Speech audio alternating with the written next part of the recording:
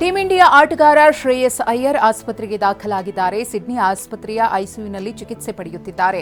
Australia ವಿರುದ್ಧದ ಮೂರನೇ ಪಂದ್ಯದಲ್ಲಿ ಶ್ರೇಯಸ್ ಗಾಯಗೊಂಡಿದ್ರು. ಕ್ಯಾಚ್ ಹಿಡಿಯುವಾಗ ಪಕ್ಕೆಲುಬಿಗೆ ಗಾಯವಾಗಿತ್ತು. ಅಕ್ಟೋಬರ್ 25ರಂದು ಆಸ್ಟ್ರೇಲಿಯಾ ವಿರುದ್ಧ ಮೂರನೇ ಏಕದಿನ ಪಂದ್ಯ ನಡೆಯಿತು. ಆಸ್ಟ್ರೇಲಿಯಾದ ಅಲೆಕ್ಸ್ ಕಾರೆ ಬ್ಯಾಟಿಂಗ್ ವೇಳೆ ಕ್ಯಾಚ್ ಹಿಡಿಯಲು ಹೋಗಿ ಶ್ರೇಯಸ್ ಗಾಯಗೊಂಡಿದ್ರು.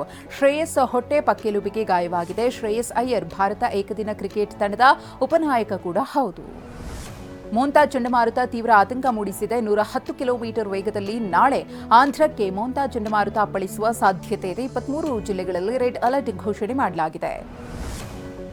ಆಂಧ್ರಪ್ರದೇಶದ ಮಚಲಿಪಟ್ಟಣಂ ಕಳಿಂಗಪಟ್ಟಣ ನಡುವೆ ಭೂಕುಸಿತ ಸಾಧ್ಯತೆ ಇದೆ. 23 ಜಿಲ್ಲೆಗಳಲ್ಲಿ ರೆಡ್ ಅಲರ್ಟ್ ಘೋಷಣೆ ಮಾಡಲಾಗಿದೆ. ಒಡಿಶಾ ಮತ್ತು ತಮಿಳುನಾಡಿನಲ್ಲೂ ಮೀನುಗಾರರು ಸಮುದ್ರಕ್ಕೆ ಇಳಿಯದಂತೆ ಎಚ್ಚರಿಕೆಯನ್ನ ನೀಡಲಾಗಿದೆ. ಕಡಲ ತೀರ ಪ್ರದೇಶಗಳಲ್ಲಿ ಅಲರ್ಟ್ ಘೋಷಣೆ ಮಾಡಲಾಗಿದೆ. ಕುಡಿದ ಅಮಲಿನಲ್ಲಿ ಸ್ನೇಹಿತನಿಂದಲೇ ಗೆಳೆಯನ ಹತ್ಯೆ ನಡೆದಿದೆ. ಬೆಂಗಳೂರು ಉತ್ತರ ತಾಲೂಕಿನ ನವರತ್ನ ಅಗ್ರಹಾರದಲ್ಲಿ ಘಟನೆ ನಡೆದಿದೆ. ಅಸ್ಸಾಂ ಮೂಲದ ಶಂಭು ತಂತಿ ಎಂಬಾತನನ್ನ ಕೂಲಿ ಕಾರ್ಮಿಕ ರಾಧೇಶ್ಯಾಮ್ ಎಂಬಾತ ಕೊಂದಿದ್ದಾನೆ. ಇಬ್ಬರು ಎಣ್ಣೆ ಪಾರ್ಟಿ ಮಾಡುತ್ತಿದ್ದ ವೇಳೆ ಕ್ಷುಲ್ಲಕ ಕಾರಣಕ್ಕೆ ಶುರುವಾದ ಗಲಾಟೆ ಕೊಲೆಯಲ್ಲಿ ಅಂತ್ಯವಾಗಿದೆ. ಬ್ಲ್ಯಾಕ್ಮೇಲ್ ಕೇಸ್ನಲ್ಲಿ ಕಿರುತೆರೆ ನಟಿ ಆಶಾ ಜೋಯಿಸ್ಗೆ ಪೊಲೀಸರು ನೋಟಿಸ್ ನೀಡಿದ್ದಾರೆ. ಆಶಾ ಜೋಯಿಸ್ ಗೆಳತಿ ಬೆಂಗಳೂರಿನ ತಿಲಕ್ ನಗರ ಠಾಣೆಯಲ್ಲಿ ಬ್ಲ್ಯಾಕ್ಮೇಲ್ ಕೇಸ್ ದಾಖಲಿಸಿದ್ದಾರೆ.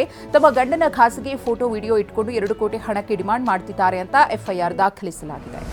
ಬೆಂಗಳೂರು ಗ್ರಾಮಾಂತರ ಜಿಲ್ಲೆ ನೆಲಮಂಗಲದ ಇಸ್ಲಾಂಪುರದಲ್ಲಿ ಗುಂಡಿನ ದಾಳಿ ನಡೆದಿದೆ. ಗ್ರಾಮ ಪಂಚಾಯಿತಿ ಸದಸ್ಯನ ಮೇಲೆ ರೌಡಿ ಶೀಟರ್ ಮುಬಾರಕ್ ಫೈರಿಂಗ್ ಮಾಡಿದ್ದಾನೆ. ನಿನ್ನೆ ಸಂಜೆ ಮನೆ ಬಳಿ ಮಾತನಾಡುತ್ತಾ ನಿಂತಿದ್ದ ಸಲೀಂ ಪಾಷಾ ಮೇಲೆ ಫೈರಿಂಗ್ ಮಾಡಿ ಪರಾರಿಯಾಗಿದ್ದಾನೆ. ಕೈಗೆ ಗುಂಡು ತಾಕಿದೆ.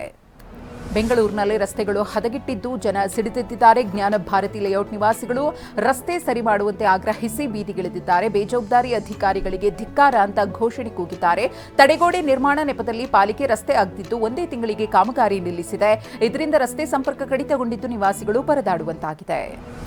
ಡಿಸಿಎಂ ಡಿಕೆ ಶಿವಕುಮಾರ್ ದೆಹಲಿ ಪ್ರವಾಸದಲ್ಲಿದ್ದಾರೆ. ಇವತ್ತು ಹೈಕಮಾಂಡ್ ನಾಯಕರನ್ನ ಭೇಟಿಯಾಗಿ ಮಹತ್ವದ ಮಾತುಕತೆ ನಡೆಸುವ ಸಾಧ್ಯತೆ ಇದೆ.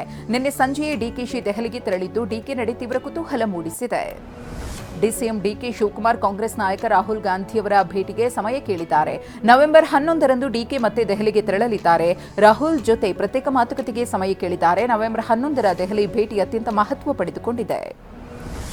ನವೆಂಬರ್ 11ರ ಡಿಕೆ ದೆಹಲಿ ಭೇಟಿ ಅತ್ಯಂತ ಮಹತ್ವ ಪಡೆದಿದ್ದು ಅಧಿಕಾರ ಹಂಚಿಕೆ ಮುಂದಿನ ರಾಜಕೀಯ ನಡೆ ಬಗ್ಗೆ ರಾಹುಲ್ ಗಾಂಧಿ ಜೊತೆ ಚರ್ಚೆ ನಡೆಸುವ ಸಾಧ್ಯತೆ ಇದೆ. ನವೆಂಬರ್ 11ರವರೆಗೆ ಮೌನದಿಂದ ಇರುವಂತೆ ಡಿಕೆ ತಮ್ಮ ಬೆಂಬಲಿಗರಿಗೂ ಸೂಚನೆ ನೀಡಿದ್ದಾರೆ. ಸಚಿವ ಕೆಎಚ್ ಮುನಿಯಪ್ಪ ಸಿಎಂ ಆದರೆ ಸ್ವಾಗತ ಮಾಡ್ತೀನಿ ಅಂತ ಗೃಹ ಸಚಿವ ಪರಮೇಶ್ವರ್ ಹೇಳಿಕೆ ನೀಡಿದ್ದಾರೆ. ಬೆಂಗಳೂರಿನಲ್ಲಿ ಮಾತನಾಡಿದ ಪರಮೇಶ್ವರ್, ಮುನಿಯಪ್ಪ ಸಿಎಂ ಆದರೆ ನಾನು ಸಂತೋಷ ಪಡ್ತೀನಿ. ತುಳಿತಕ್ಕೆ ಒಳಗಾಗಿರುವ ವರ್ಗಕ್ಕೆ ಆಡಳಿತ ಬೇಕಿದೆ. ಆ ವರ್ಗಕ್ಕೆ ಆಡಳಿತ ಸಿಗುತ್ತೆ ಅಂದರೆ ಸಂತೋಷ ಎಂದಿದ್ದಾರೆ. ಡಿಕೆ ಶಿವಕುಮಾರ್ ಬಗ್ಗೆ ಪ್ರತಿಕ್ರಿಯೆ ನೀಡಿದ ಸಚಿವ ಪರಮೇಶ್ವರ್, ಡಿಕೆಶಿ ಬಗ್ಗೆ ನನಗೆ ಹೇಳೋಕೆ ಸಾಮರ್ಥ್ಯ ಇಲ್ಲ.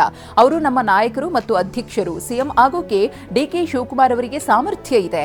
ಅವರಿಗೆ ಯಾರನ್ನು ಕಂಪೇರ್ ಮಾಡಲು ಆಗಲ್ಲ ಎಂದಿದ್ದಾರೆ. ಸಂಪುಟ ಪುನರ್ರಚನೆ ಚರ್ಚೆಯ ಬೆನ್ನಲ್ಲೇ ಸಚಿವ ಸ್ಥಾನದ ಕೂಗು ಜೋರಾಗಿದೆ. ಶಿರಾ ಶಾಸಕ ಟಿಬಿ ಜಯಚಂದ್ರಗೆ ಸಚಿವ ಸ್ಥಾನ ನೀಡುವಂತೆ ಒತ್ತಾಯ ಕೇಳಿಬರ್ತಾ ಇದೆ. ಶಿರಾ ಬ್ಲಾಕ್ ಕಾಂಗ್ರೆಸ್ನ ಪ್ರಧಾನ ಕಾರ್ಯದರ್ಶಿ ಶಿವು ಚಂಗಾವರ ಜಯಚಂದ್ರ ಅವರಿಗೆ ಸಚಿವ ಸ್ಥಾನ ನೀಡುವಂತೆ ಆಗ್ರಹಿಸಿದ್ದಾರೆ.